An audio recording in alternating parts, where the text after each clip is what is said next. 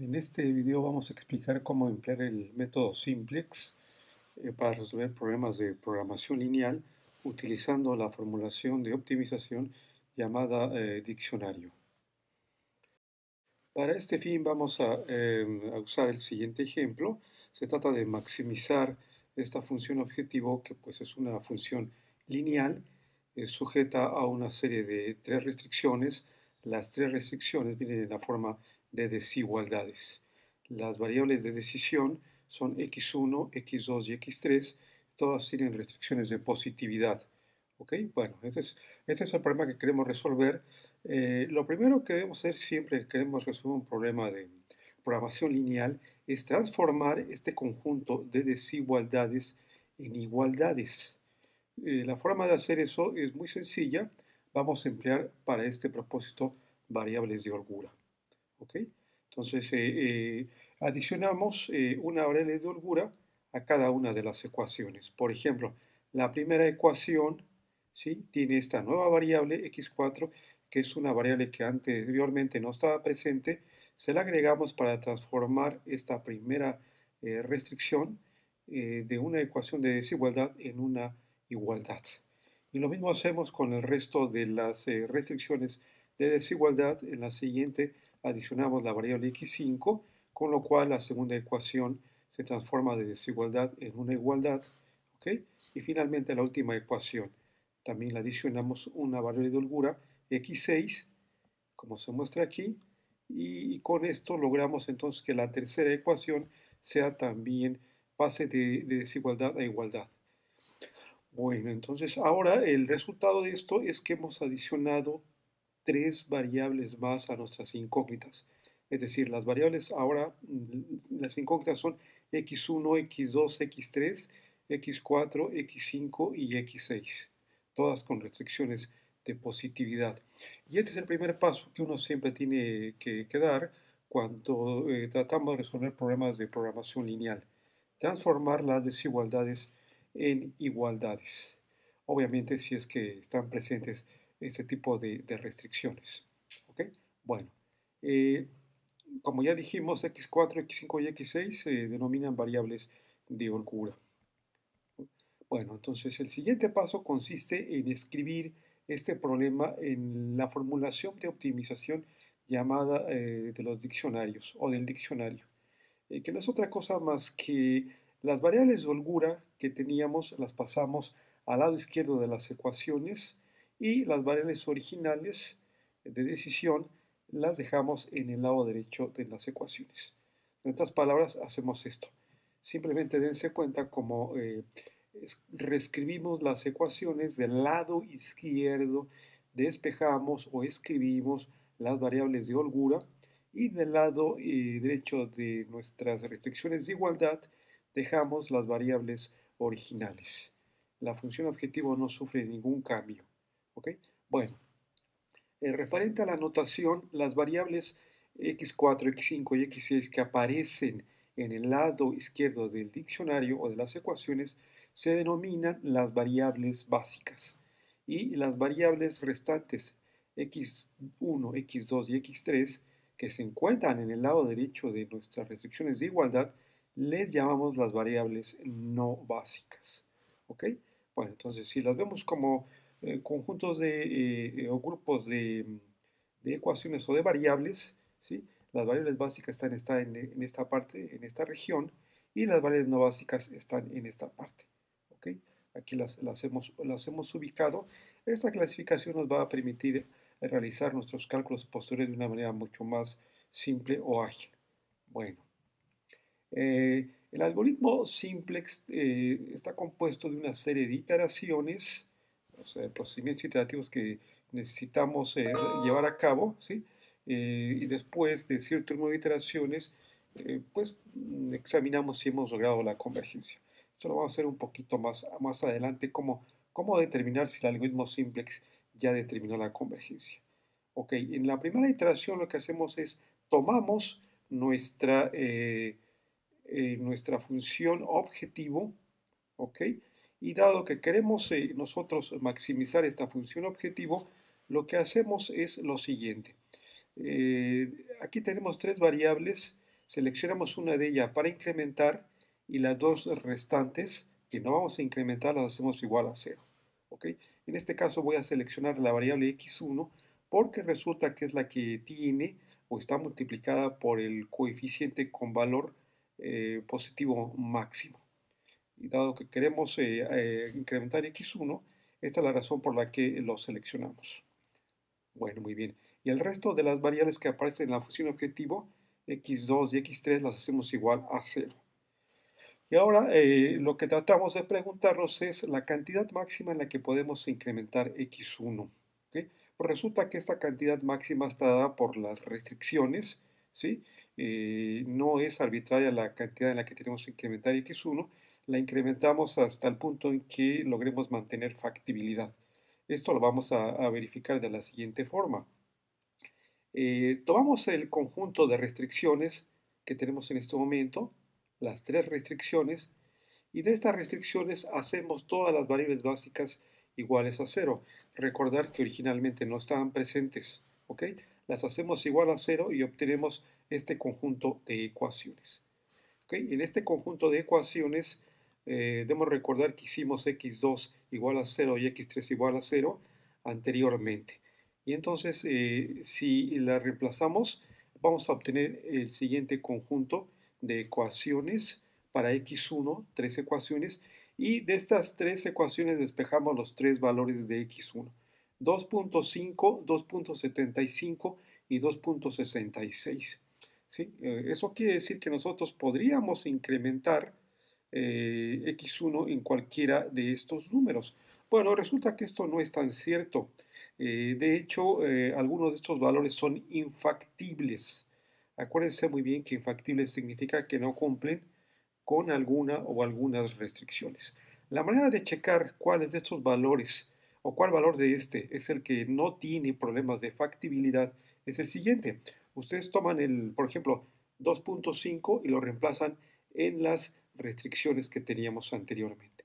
Aquí en color verde yo he escrito las restricciones que sí se cumplen. ¿Sí? Fíjense muy bien, si tomamos x1 igual a 2.5, ¿sí? Las tres restricciones de desigualdad se cumplen. Y si tomamos 2.75, la primera restricción no se cumple, esto está en rojo por eso, la siguiente sí y la última tampoco. Basta con que una restricción no se cumpla para que podamos decir que no podemos incrementar x1 hasta 2.75, que es mayor que la anterior de 2.5, porque esta decisión nos conduciría a violar alguna o algunas de las restricciones. Igual, si checamos para 2.66, resulta que también cuando x1 igual a 2.76, la primera restricción no se cumple, las dos siguientes sí, pero como tenemos una que no se cumple, esto quiere decir que no podemos incrementar x1 hasta 2.66. En resumen, ¿sí? Se dan cuenta, solamente hay un valor de x1 que puedo incrementarlo, manteniendo factibilidad, o sea, con todas las restricciones satisfechas. Y este es igual al 2.5. Lo que dijimos para este ejemplo sencillo se cumple en iteraciones posteriores. Sí, en iteraciones subsecuentes ya no voy a hacer este análisis. En general se van a dar cuenta cómo de siempre tengo que seleccionar el menor valor en que puedo incrementar x1, ¿sí? Para mantener factibilidad si estoy maximizando una función objetivo. Por esta razón ya no voy a repetir este análisis, es idéntico para el resto de las iteraciones, obviamente teniendo un sistema diferente de ecuaciones y de valores para las variables que yo voy a incrementar. Ok, sale. Entonces, como decimos aquí, de esta es la razón por la cual seleccionamos x1 igual a 2.5 para satisfacer las restricciones. Y debido a que x2 es igual a 0 y x3 es igual a 0, ¿sí? Calculamos los valores de x4, x5 y x6 de las ecuaciones del diccionario. ¿Ok? Entonces, en resumen, en la primera iteración obtenemos x1 igual a 2.5, x2 igual a 0, x3 igual a 0, 4 5 igual a 0 y x igual a 0.5 y el valor de la función objetivo fue 12.5. ¿Ok? Hay dos aspectos muy importantes que tenemos que recordar de esta primera iteración. Primero, x1 fue la variable que incrementamos en la primera iteración. Y después, esto esta vez muy importante, la máxima cantidad en la que x1 fue incrementada se obtuvo de esta ecuación. De la de x4, esta es la ecuación. Esta ecuación se llama por este hecho la ecuación pivote, ¿sí? Es la ecuación que determina o fija la máxima cantidad en la que podemos incrementar x1. Es la ecuación pivote y en esta ecuación pivote x4 es la variable básica. Esta. ¿Ok? Entonces, estos dos hechos son muy importantes para las iteraciones posteriores. En la segunda iteración, ¿qué vamos a hacer? En la segunda iteración, ¿sí? Sabemos de la primera que las variables básicas son x4, 5 y 6 y las no básicas 1, 2 y 3. Lo que tenemos que hacer es mover una variable del conjunto de variables no básicas hacia el de básicas y de manera semejante una variable del conjunto de variables básicas hacia el de no básicas. ¿Cuál vamos a mover? De las no básicas a las básicas, la variable que incrementamos en la iteración anterior. ¿Y cuál es la variable que vamos a mover de las básicas a las no básicas? La ecuación, ¿sí? Tomamos la ecuación pivote y de la ecuación pivote vemos cuál es la variable básica. En este caso, en la iteración anterior, esto se refiere a la variable x4 y por esta razón pasamos la variable básica a no básica. Hacemos esta rotación o transformación de variables muy sencillas, de tal forma que ahora nuestro conjunto de variables básicas son 1, 5 y 6, y las no básicas la 4, la 2 y la 3. ¿Ok? Bueno, ¿cómo transformamos una variable no básica en básica? Es muy fácil, ¿sí? De nuestro problema anterior vamos a tomar la ecuación pivote. ¿Ok? Esta es nuestra ecuación pivote, que es la ecuación donde x4 es la variable de holgura. Y en esta ecuación lo que hacemos es tomamos x1 y lo pasamos del lado izquierdo, si despejamos x1, lo pasamos del lado izquierdo y x4 lo vemos hacia el lado derecho. Si se acuerdan, el único requisito para que una variable fuera o sea básica es que aparezca del lado izquierdo de mi ecuación. Entonces hacemos eso. Despejamos, esa es la ecuación, y esta misma ecuación para x1 la reemplazamos en el resto de las ecuaciones del diccionario. O sea, la ecuación que define a x5 y a x6. Por ejemplo, para x5 hacemos el reemplazo y nos da esta ecuación después de hacer el álgebra, y hacemos lo mismo para x6. Simplemente hacemos un reemplazo y ya. Y finalmente reemplazamos x1 en la función objetivo. ¿Ok? Y en resumen, nuestro nuevo diccionario, ¿sí?, toma la siguiente forma. Este es el diccionario que vamos a utilizar en esta nueva iteración o segunda iteración. ¿Sí? De este diccionario vemos nosotros entonces, o tenemos que hacer exactamente lo mismo que hicimos en la primera iteración.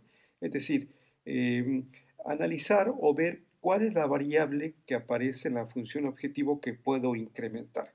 Ya sabemos que incrementamos aquella variable pues, que tiene el máximo coeficiente positivo y las otras dos o el resto de variables las hacemos igual a 0. En este caso, si se dan cuenta, pues la única variable que tiene coeficiente positivo es x3, x2 y x4 pues tienen coeficientes negativos. ¿Sí? Por esta razón vamos a seleccionar x3 como la variable que vamos a incrementar, ¿sí? E igual que hicimos en la iteración anterior, vamos a ver la magnitud en la cual podemos incrementar x3, ¿sí? Respetando obviamente las restricciones de factibilidad. ¿Ok? Bueno, entonces de este diccionario sabemos que podemos hacer esto, no se les olvide, ¿sí? En esta ecuación tenemos que hacer, en esta primera, x1 igual a 0 porque es la variable de holgura. Si hacemos x1 igual a 0, x2 vale 0 y x4 vale 0, me queda esta ecuación. De aquí resuelvo para x3 y me da 5. La siguiente ecuación, pues no aparece x3, de hecho, y me voy hasta la última. En esta ecuación resulta entonces que si fijamos x6 igual a 0 y x2 y la 4 igual a 0 también, me queda esta ecuación de aquí espejo x3 igual a 1. ¿Ok? Ya dijimos, y por eso está en color rojo, que selecciono de todos los posibles valores en los que puedo incrementar x3, que son hasta 1 y hasta 5, el menor de estos dos valores en este caso. ¿Sí? Por eso lo dejé aquí en rojo. Entonces, esta es la máxima cantidad en la que podemos incrementar x3. Esta es nuestra nueva ecuación pivote y esta es la variable de holgura que aparece en la ecuación pivote. ¿Ok? Bueno, entonces, eh, eso es lo que hacemos. Hacemos x3 igual a 1 y calculamos el resto de las variables de holgura de las ecuaciones restantes del diccionario. Calculamos x2 nos da igual a 2, x5 igual a 1, x6 igual a 0 y el valor de la función objetivo. Aquí en resumen de la segunda iteración tenemos estos son los valores de las variables de decisión y el valor de la función objetivo es igual a 13. ¿Okay? Igual que hicimos al final de la iteración anterior, dos cosas muy importantes a notar aquí es que x3 fue la variable que incrementamos en esta nueva iteración y que x6 fue la variable básica en la ecuación pivote. Acuérdense que la ecuación pivote es aquella ecuación que determina la máxima cantidad en la que podemos incrementar nuestra variable seleccionada en la función objetivo. ¿Ok? Bueno, entonces eso es lo que tenemos en la tercera iteración. Entonces tenemos ahora, ese es el conjunto de variables básicas 1, 5 y 6 y las no básicas 4, 2 y 3. Igual que hicimos en la iteración anterior, tenemos que mover una variable del conjunto no básica hacia las básicas y una de las básicas hacia las no básicas. Ya sabemos que la variable que incrementamos en la iteración anterior la movemos de no básicas a básicas y la variable de holgura que aparece en la ecuación pivote la movemos de básicas hacia no básicas. ¿Ok? Y al final este es nuestro nuevo conjunto de variables básicas, la 1, 3, 5, y el conjunto de variables no básicas 2, 4 y 6. ¿Ok? Bueno, otra vez tenemos que transformar a la variable 3 de no básica a básica. Ya sabemos cómo hacemos este cambio. Tomamos la ecuación pivote, ¿sí?, de la iteración anterior y la variable x3 simplemente la pasamos del lado derecho al lado izquierdo para transformarla en, en básica. Y esta es la ecuación que nos quedaría si hacemos ese despeje y reemplazamos en el resto de ecuaciones del diccionario, ¿sí?, x3. Aquí donde diga x3 la reemplazamos, hacemos nuestro reemplazo para la primera ecuación y también reemplazamos en la forma de la función objetivo. ¿Ok? Y entonces nuestro nuevo diccionario nos queda de esta forma. ¿Ok? ¿Sabe? Bueno, aquí debemos entonces notar lo siguiente. Todos los coeficientes de las variables de decisión en nuestra nueva función objetivo son negativos, tienen un signo negativo. Esto quiere decir que ya no puedo incrementar más la función objetivo. Es decir, si selecciono alguna de estas variables y procedo de nuevo a hacer otra iteración, lo que lograría sería reducir el valor de la función objetivo. Pero dado que mi objetivo es maximizarlo, en este momento declaro entonces que ya obtuvimos la solución óptima.